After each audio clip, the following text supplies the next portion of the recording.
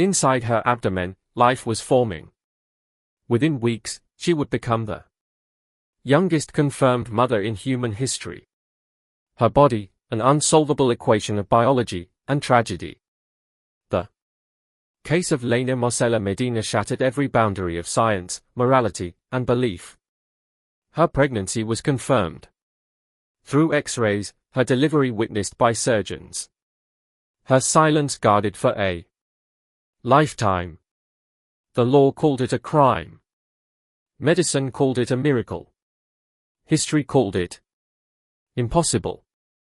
But beneath the headlines and hospital records lies something deeper. A question no one ever answered. Who was the father? If this story unsettled you, let it stay with you. Like this video, share your thoughts in the comments and subscribe to The Shadow Book, where every story reminds us that the darkest truths are never imagined. They are recorded. In early 1939, in the mountain village of Ticarapo, Castrovirreyna province, a 5-year-old girl named Lina Medina began to exhibit a swelling that no one in her household could explain. Her father, Gerardo Medina, a silversmith, assumed it to be malnutrition or a parasitic growth. Her mother, Victoria Loea, measured the girl's abdomen with a length of twine, noting the daily expansion. The child displayed no pain, no fever, no outward distress, only a silence that made her parents believe it must be internal. In rural Peru, where distance made doctors a last resort, they waited too long before traveling. When they finally descended from the Andean hills toward Pisco, the girl was wrapped in a wool shawl, her small frame distorted beneath its folds. At the local clinic, the physician's initial notes described a distended abdomen, probable cystic mass.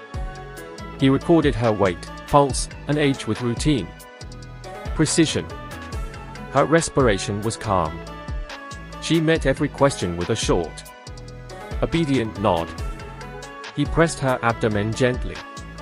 The texture was to taut the mayo and omen beneath, firm but rhythmic.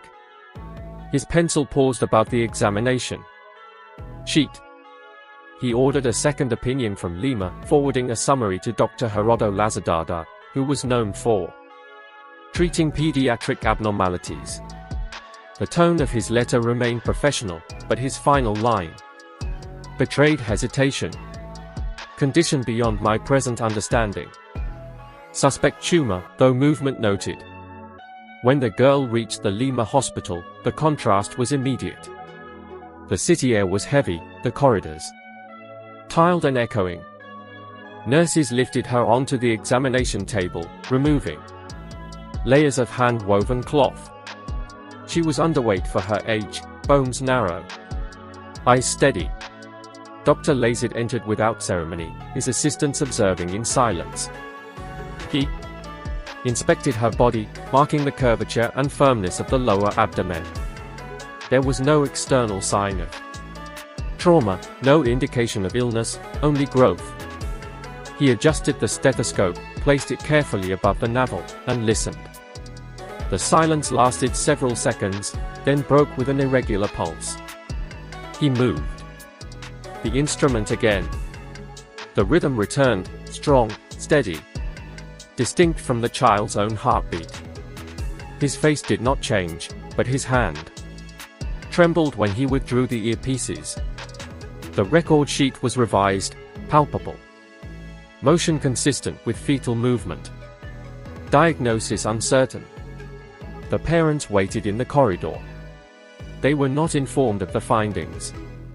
The doctor ordered radiographs citing the possibility of fluid accumulation, but avoided using the word that now filled the examination room. His assistant noted that the physician's voice had changed. Lower, deliberate, as if addressing a case that should not exist. That evening, under weak hospital lighting, Lazada re-examined the notes from Pisco. Each earlier assumption, parasite, tumor, glandular disorder, collapsed against the evidence of what he had heard. He wrote a second private memo, random to the National Academy of Medicine.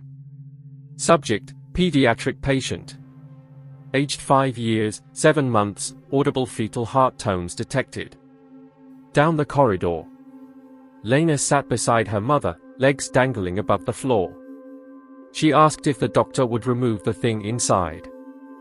Her mother stroked her hair and said nothing.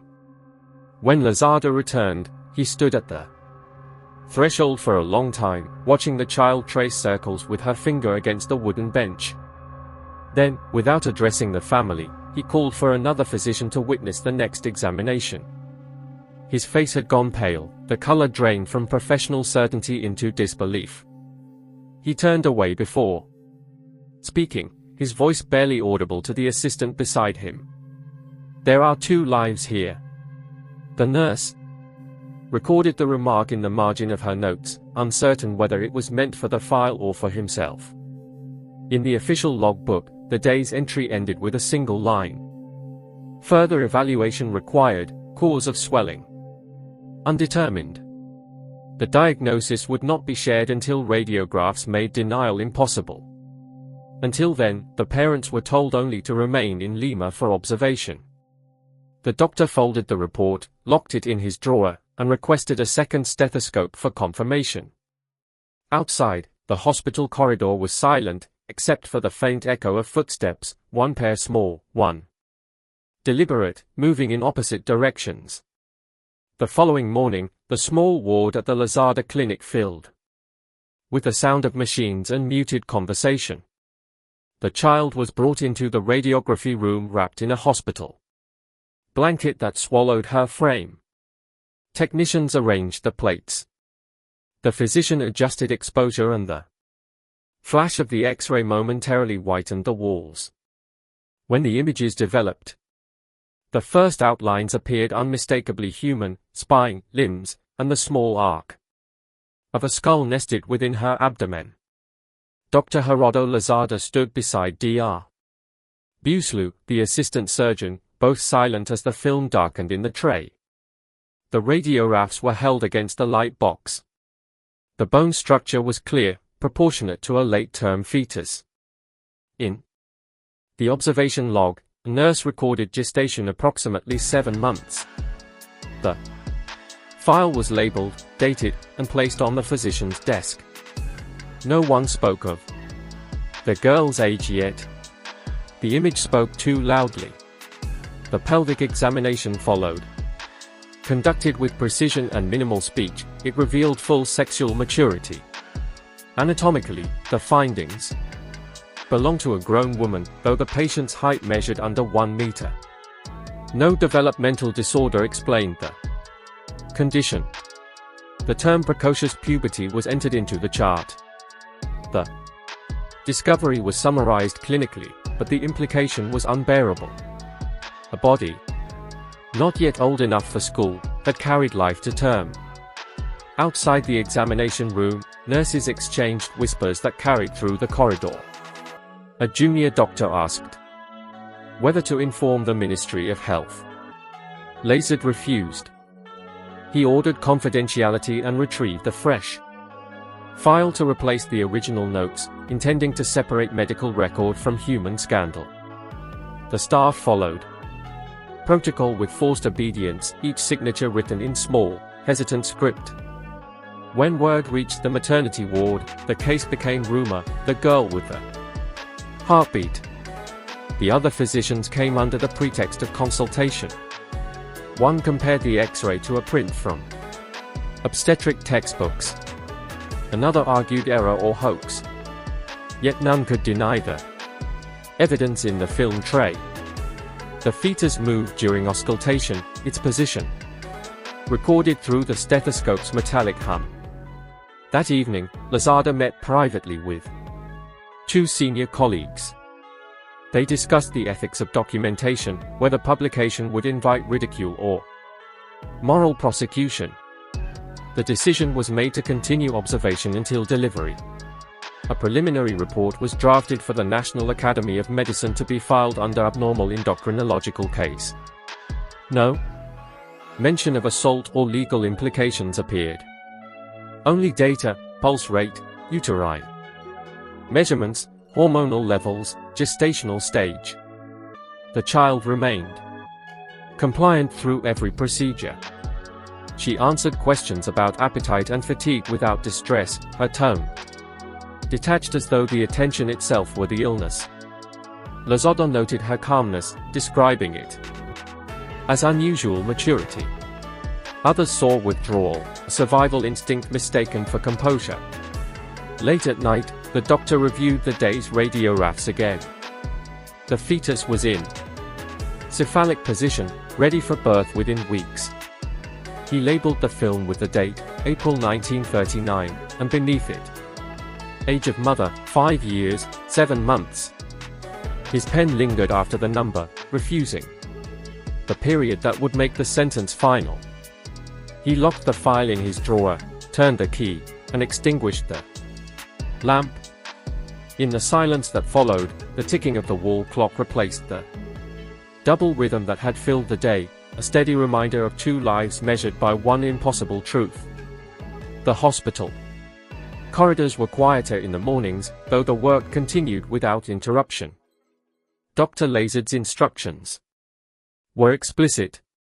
The case was to be documented completely without interpretation. Lina was brought into the photographic room where a white curtain had been hung behind her. The lighting was severe and unfiltered. She stood as instructed, hands at her sides, profile to the camera. The photograph captured her abdomen's curve with scientific detachment. No expression was visible. No attempt made to comfort or explain. The camera clicked once. That single frame would later become the only surviving visual proof of what had occurred. The photograph was labeled, filed, and added to the hospital's clinical archive. Within hours, it was replicated in film documentation. Lazard had arranged for motion reels to record the case for the National Academy of Medicine. Each frame was measured, the exposure carefully calculated. The girl did not cry or resist. Her silence simplified the process. In the projection room, Lozada reviewed the footage with his colleagues. The movements, small adjustments, breathing, stillness were observed without commentary. The conversation turned to preservation, the need to protect the film from misuse, from sensationalism, from public eyes. Yet every precaution betrayed its own irony. The act of recording had already stripped the child of privacy. By the end of the week, duplicates of the reels were packed in protective containers for transport to the academy. The first delivery reached Lima intact. The second, sent later through rough terrain toward Tecrapo, was partially destroyed. Reports note that several reels fell into a river during the journey. What survived was incomplete. Just enough to demonstrate, not enough to defend. In May, Lazard presented the findings formally. The report included observations from X-rays, photo, graphic evidence, and a diagnosis of precocious puberty. His tone remained objective. Patient presents full ovarian maturity. Pelvic proportions inadequate for vaginal delivery. He avoided any mention of morality or violation. The medical community accepted the record with professional discomfort. Privately, some members argued the presentation should have been postponed. A minority questioned whether publishing such material was ethical. One physician from the academy described the atmosphere as dissecting a child while she still breathed. The words did not enter the official minutes. In the archives, the final copy of the documentation was marked confidential. Pediatric anomaly. It was stored apart from the hospital's general records. Only Lozada retained a duplicate, sealed in his personal collection under instructions for educational use only. Lina was returned to her ward afterward, unaware that her image had already entered medical history. To the staff, she was no longer a patient, but a case number 5 to 739. The record replaced her identity, and the evidence became her only translation. When the nurse locked the cabinet containing the negatives, she wrote a brief note for inventory. Condition: verified, materials secured. Beneath it, an unapproved edition appeared later in the margin, written in another hand. This child will never leave the file. By nightfall, the reels were boxed and labeled for restricted viewing. The report was stamped once in red ink, then locked behind steel. No one spoke of it again in public sessions. The child slept in the same building, unaware that her stillness had been immortalized. Somewhere beyond the white corridors, the reels turned to silence. Sealed, preserved, and forgotten. On the morning of the 14th of May 1939, preparations began before sunrise at the Lozada clinic in Lima. The staff moved, without conversation, arranging the instruments in precise order on metal trays. The air smelled faintly of disinfectant and iodine. At the center of the operating room stood a narrow table, its surface covered in white linen. The patient, Lina Medina, was carried in by a nurse. 5 years, 7 months old, her eyes half closed from sedation. Her pulse was steady. The procedure scheduled was listed as therapeutic cesarean pediatric. Dr. Gerardo Lozada and Dr. Busalu stood on either side of the table.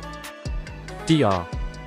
Coletta, the anesthetist, adjusted the mask and noted the time.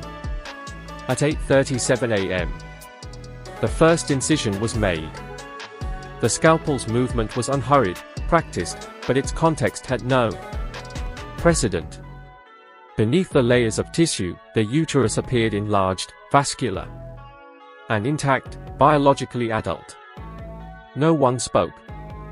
The only sounds were the low hum of the sterilizer and the slow rhythm of the child's breathing through the mask. When the uterus was opened, the surgeons paused. The fetal membrane shimmered briefly in the light before being cut. A small, blood-wet infant emerged, crying, vigorous, unmistakably alive. A nurse took the newborn and wrapped him in gauze. His weight was recorded, 2.7 kilograms. He was named Gerardo after the attending physician. For several moments, the room remained suspended between relief and disbelief. Lazard looked down at his patient, the smallest mother in medical history, then turned back to the instrument tray. The umbilical cord was clamped, the uterus sutured in 3 layers, and the incision closed with silk. Each movement was deliberate, mechanical, unbroken by dialogue. The nurses charted every step with care, marking times to the minute. At 9:12 a.m., delivery confirmed. The anesthetist removed the mask. The girl's eyes opened, entered weakly. Lozada leaned close enough to ensure her airway was clear. Her first words were small and hoarse. "Can I go home now?" The nurse noted the sentence in the post-operative log, uncertain whether to include it in the permanent record. Outside the theater, the corridor filled with restrained excitement. Assistants whispered details to colleagues, each sentence reduced to data. Age, weight, gestation, recovery time. No one used the word rape. The conversation remained clinical, guarded by procedure. For the staff, the birth was not a crime scene, but an event, a phenomenon witnessed and measured. In the recovery room, the newborn was placed in a metal crib beside the surgical bed. His mother, still a child, slept beneath a thin hospital blanket, her arms too small to cradle him. Lozada dictated his first formal report. Successful cesarean performed on patient. Female age 5 years 7 months, infant male 2.7 kilograms, APGAR satisfactory. The dictation ended with a pause. He added, "No comment, no reflection." When the Nurse transcribed the post-operative note she wrote: mother and son stable. Her pen hovered before adding the next lineage of mother: 5 years 7 months. She underlined it once, then drew a thin line through the final word, as if erasing the reality it represented. By evening, the clinic resumed normal function. Instruments were cleaned, linens replaced, and the theater prepared for another case. Yet the event remained palpable, an unspoken weight among the staff. The infant's cry had marked the end of a procedure and the beginning of a silence that would extend for decades. In the archive, Lozada filed the surgical report separately from the others, sealing it in a plain folder with no label. It joined the radiographs and the photographs already stored in his locked cabinet. The newborn's faint cry continued in the next room, rhythmic and unbroken. No one in the building celebrated.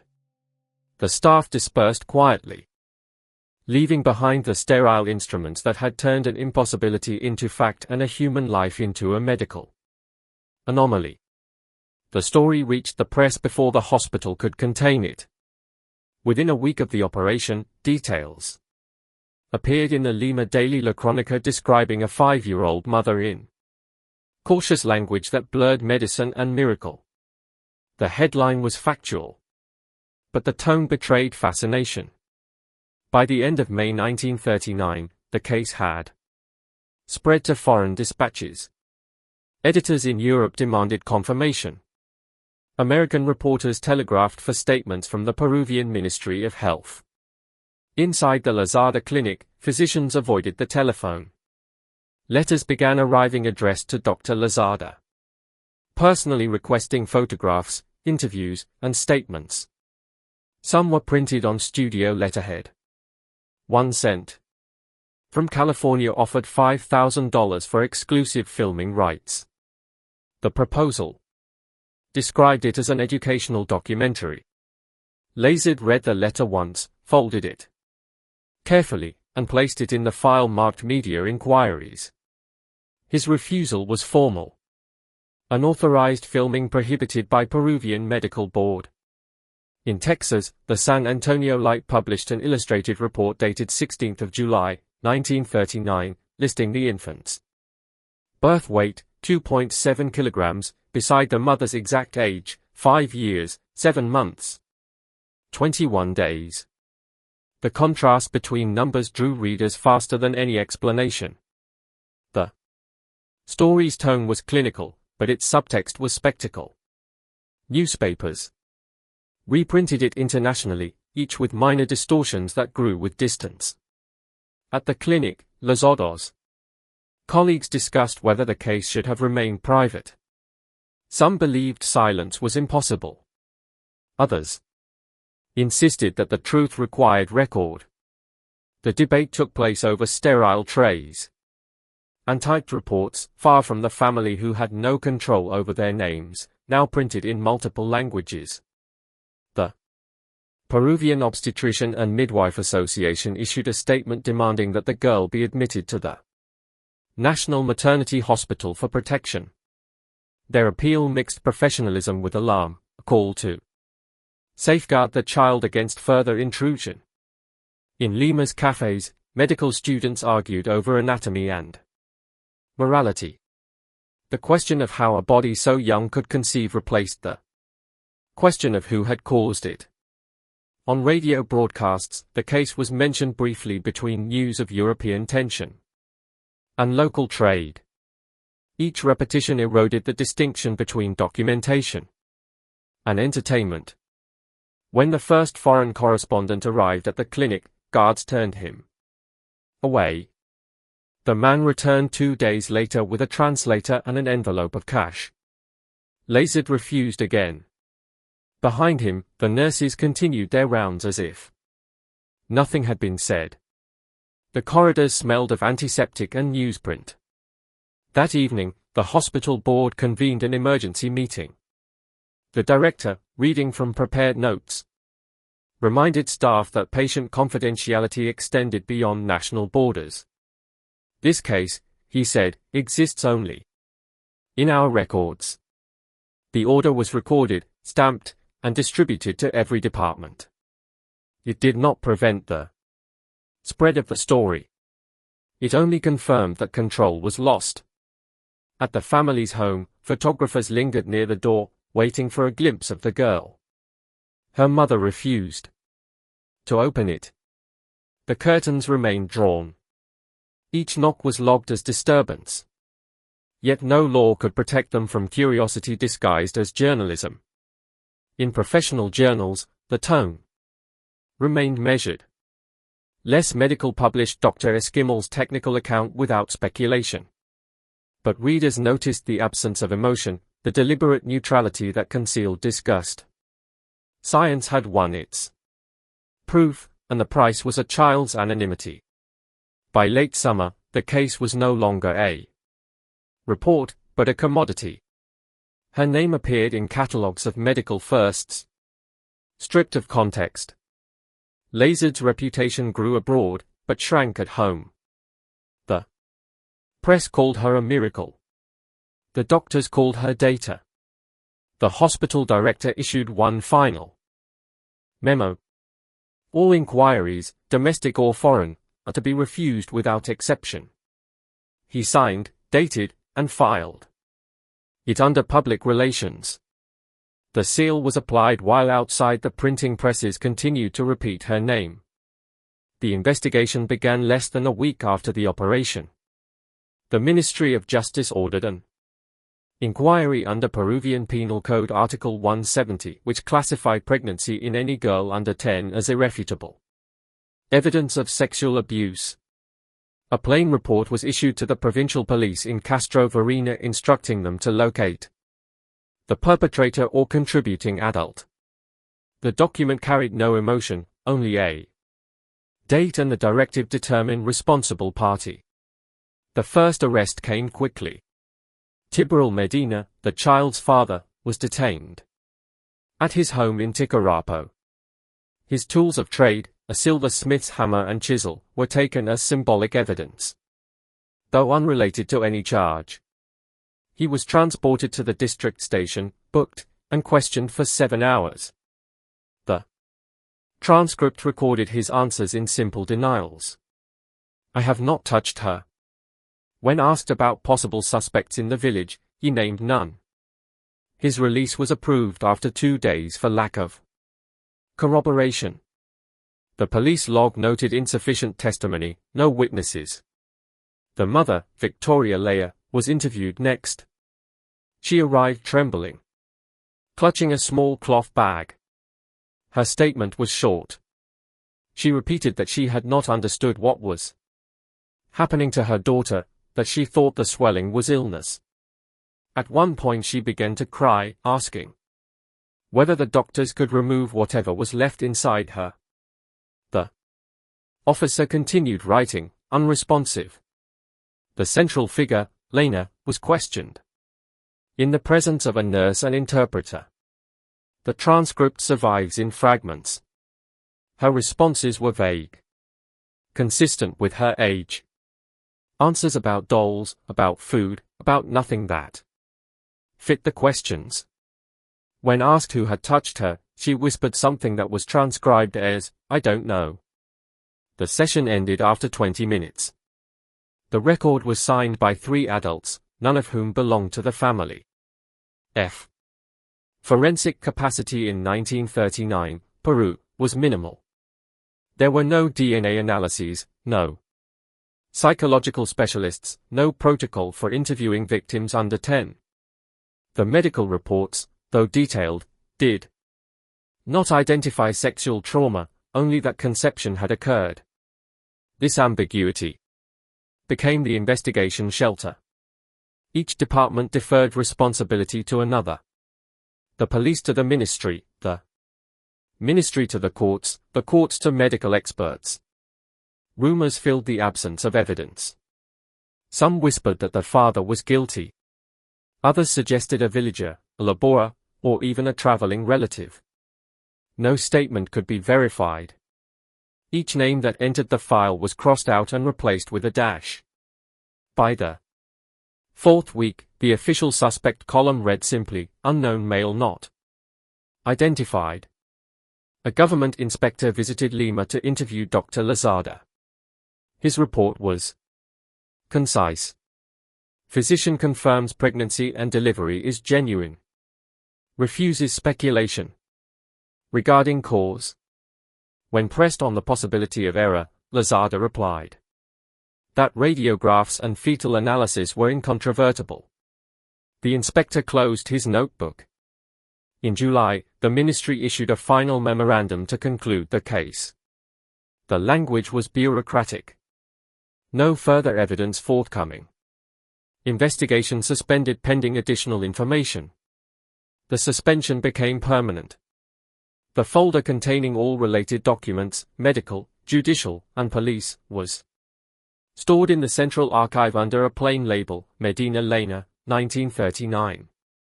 Years later, when the file was reviewed, it contained conflicting statements, redundant copies, and multiple signatures, none aligned. The cover sheet listed the father as suspect. The second page listed released, and the last page left the space for offender blank. Every subsequent summary referred to the perpetrator as unknown. Justice, like medicine, concluded where language failed. In the months after the delivery, the infant was kept under observation at the Lozada Clinic in Lima. Hospital notes described him as healthy, full-term with stable reflexes. He was named Gerardo after the physician who had delivered him. The decision made quietly by Dr. Lozada ensured the record would remain self-contained, a closed circle of names within a single institution. Lina recovered quickly. Her small body adjusted to its altered form, though she was still too young to comprehend what had occurred. The nurses, following orders, treated her as a patient rather than a mother. The baby was placed in a separate room cared for by a rotation of attendants. In official correspondence, Lina was referred to as the elder sister. This designation would persist for years.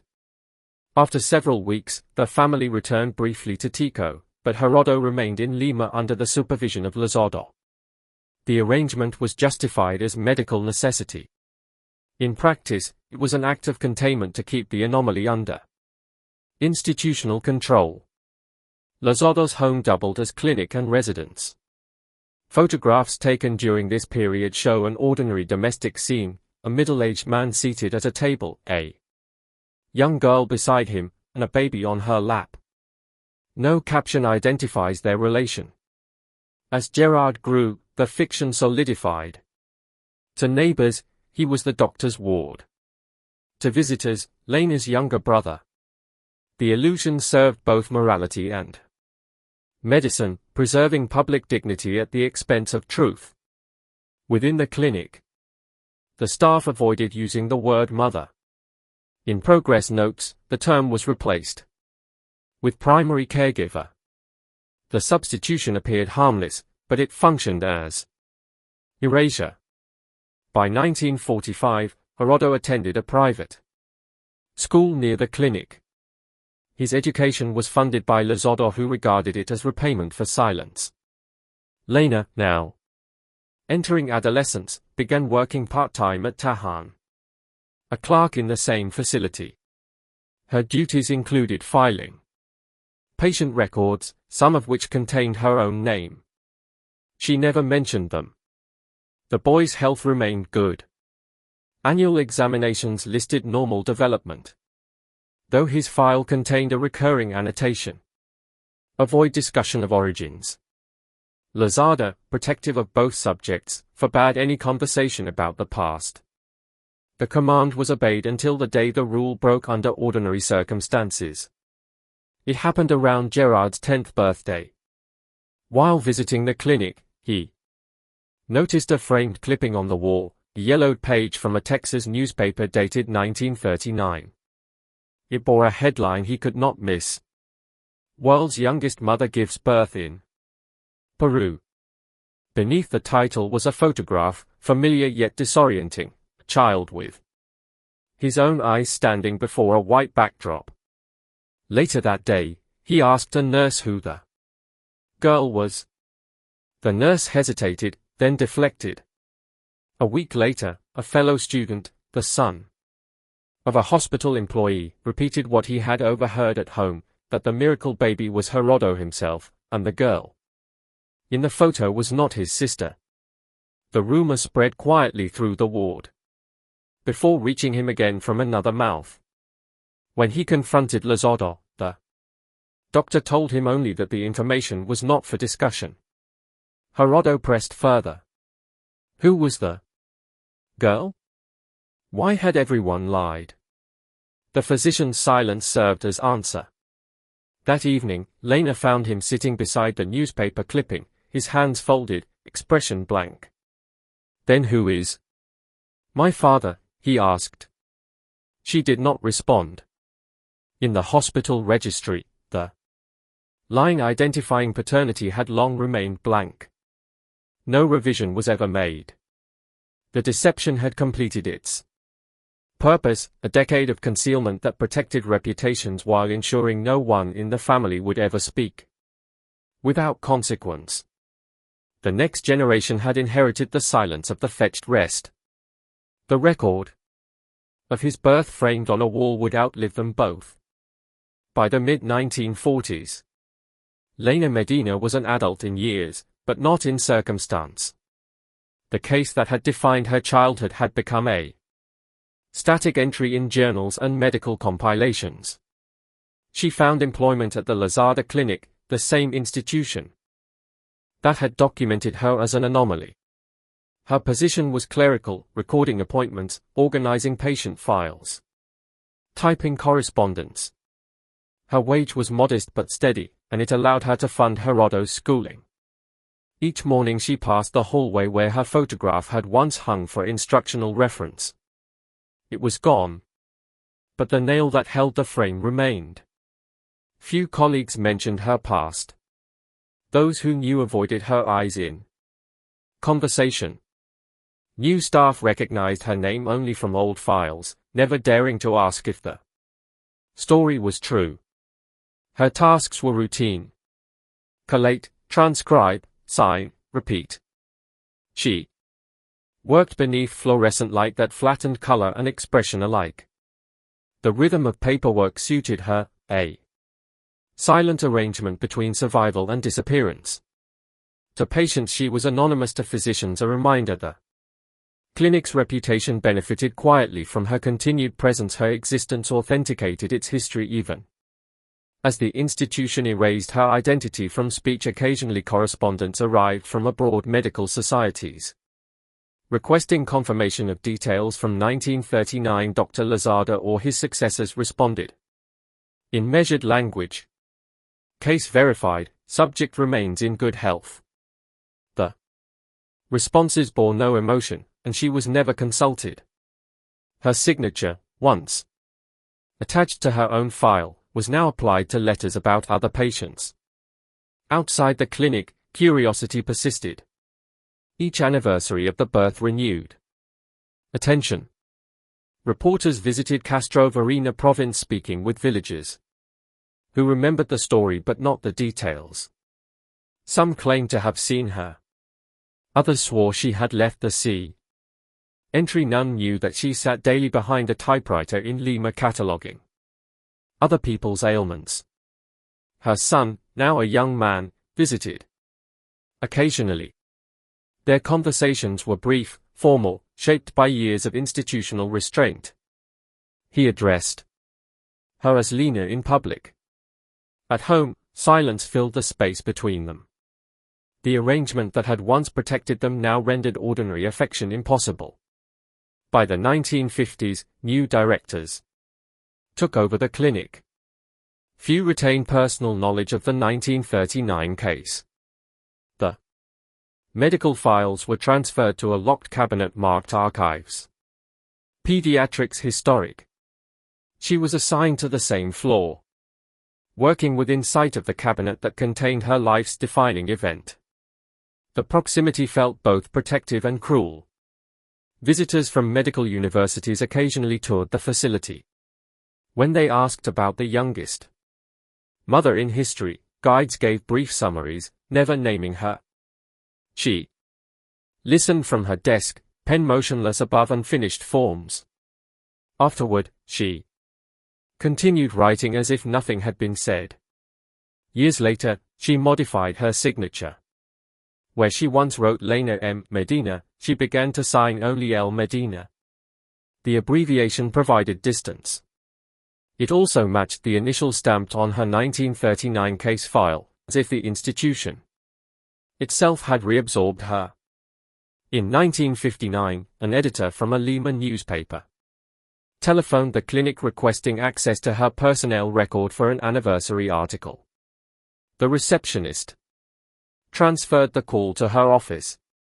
The reporter asked politely for confirmation that she was the same Lina Medina. She replaced the receiver without reply. Minutes later, she typed a memorandum to administration. Future inquiries of this nature should be declined. The paper published a short piece. Regardless, anonymous, citing unconfirmed reports. It repeated the same facts, unchanged for 20 years. That evening, before leaving work, she paused by the locked cabinet. The metal surface reflected the fluorescent light faintly, like a mirror without depth. She reached for the key she no longer possessed, then turned away. The record remained sealed, and so did she. Her name, once printed worldwide, had been reduced to 2 initials, sufficient for paperwork, insufficient for memory. In 1979, the hospital where the world's youngest mother had once given birth, prepared another report under the same surname.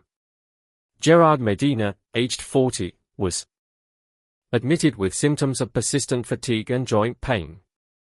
The attending physician suspected anemia, but blood tests revealed advanced bone marrow failure. The diagnosis, written in tight handwriting across the page, read simply, elastic anemia, etiology undetermined. For weeks, treatment followed protocol.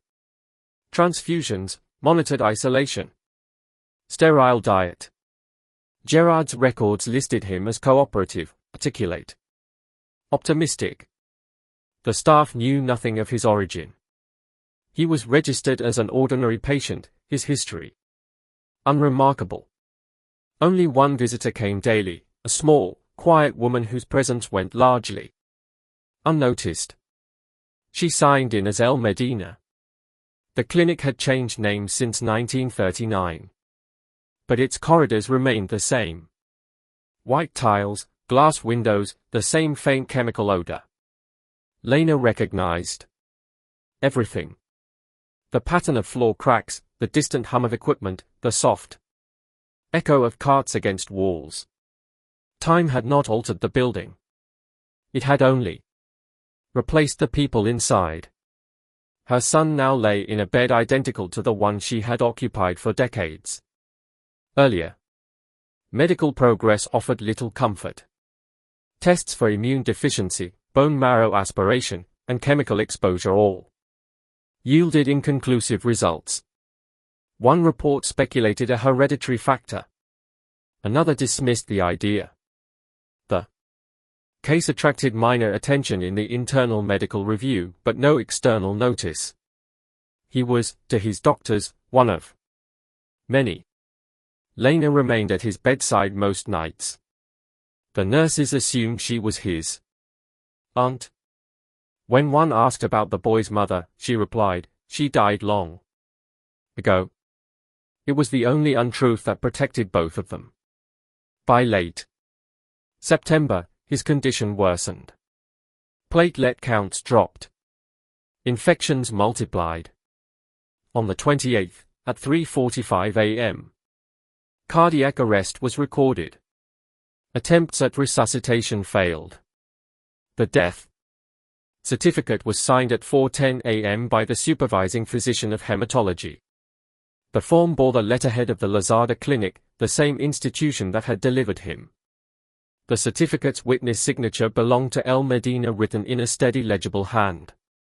The registrar noted, "Relationship to patient as undisclosed." The hospital clerk, unfamiliar with the history, filed the document without comment. The autopsy revealed no cause beyond marrow depletion. Under contributing factors, the examiner typed unknown.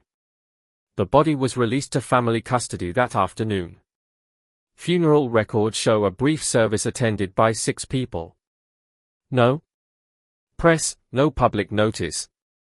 The casket was small, unadorned, lowered quickly into the soil of Lima's General Cemetery. That same week, foreign journalists revisited old archives while preparing retrospective articles on medical wonders of the century. Lina's name reappeared in their drafts attached to a single line. Her son, born healthy, died of natural illness at 40. The irony passed unnoticed by most readers. Only the repetition of her name tied the stories together. At the clinic, her employment record was still active.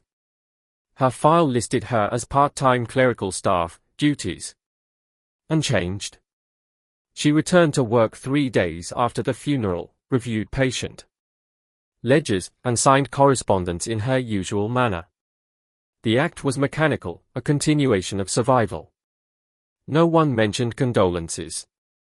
When the death certificate was archived, it was placed beside the original surgical record from 1939. 2 generations, 2 files, mother and son, both preserved under sterile classification. A clerk completing inventory added a final line to the internal index, case completed. In that sterile phrasing, history closed. Its circle, the same building that it had witnessed an impossible birth, now documented its silent conclusion. Under fluorescent light, the paper edges yellowed slowly. No further entries were made. By the early 2000s, Lina Medina de Gerard lived quietly in Peru, married to Raul Gerard, the father of her second son. Her life had narrowed into a private perimeter few could enter. No plaque, no monument, no official acknowledgement of her record existed. The case that once filled newspapers and journals remained alive only in archives and medical indexes, summarized in a single line. Youngest mother in recorded history. In 2002, a Reuters correspondent located her address through civil records and requested an interview. The letter was short, polite, and translated into Spanish. It offered to honor her courage. She refused without hesitation. Her husband answered the door, returning the envelope unopened. The agency's follow-up cable confirmed what others had already discovered. Subject declined all contact. Researchers, unable to reach her, turned instead to documentation. Biopsies, X-rays, and reports by Dr. Edmundo ESL were re-examined by historians of medicine. Each verification confirmed the same conclusion: authentic, unprecedented, unresolved. The case no longer required interpretation. It had become evidence without emotion. Among the preserved materials, one photograph remained. The sole verified image taken during pregnancy in April 1939, it showed a 5-year-old girl, body distended, eyes blank against a neutral backdrop. The image reappeared in journals and online reproductions, its caption recycled endlessly. Subject, L. Medina, 5 years, 7 months. Pregnant at 7½ months gestation. The repetition transformed the image into both proof and wound. At home, she avoided discussion of the past, even with family. Her second son grew up knowing little beyond fragments. To neighbors, she was an unremarkable woman who worked in administration and attended church on Sundays. The shadow of her earlier life existed only in records she never saw. When journalists or documentarians sought her again, they found only silence. Medical historians debated how such precocious puberty could occur. Theories varied. Hormonal mutation, glandular disorder, genetic anomaly, but all agreed the conception itself was indisputable.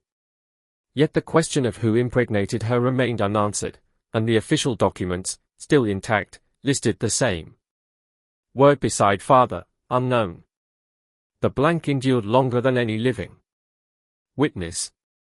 In Lima's academic circles, her case was cited in lectures under pathological reproduction.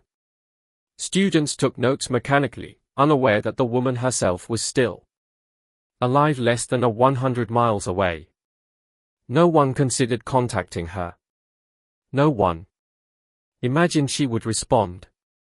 Late in life, Lina's health was described as good. She lived into old age, tending to her home and family, rarely photographed, never quoted. The world moved on. Yet her story resurfaced periodically, each time condensed, sanitized, abstracted into medical language. No rumor, no revision altered the essential fact. A 5-year-old girl had carried a pregnancy to term. The impossibility had hardened into permanent record.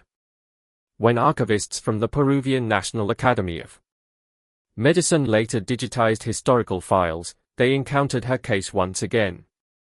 The documents were clean, orderly, preserved under stable temperature. One archivist paused at the final page, scanning the typed fields. Name, birth date, procedure, attending physicians. Every section was complete, except the final line. It read, "Father." He hovered over the space, uncertain whether to leave it blank or fill it with the only truthful word available. Unknown. He chose not to alter it. The file was closed, scanned, and placed into digital storage.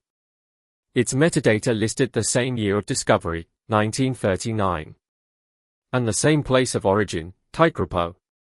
Nothing had changed but the medium of preservatives. But decades later, that empty space remained the only unresolved detail in the most documented case in medical history.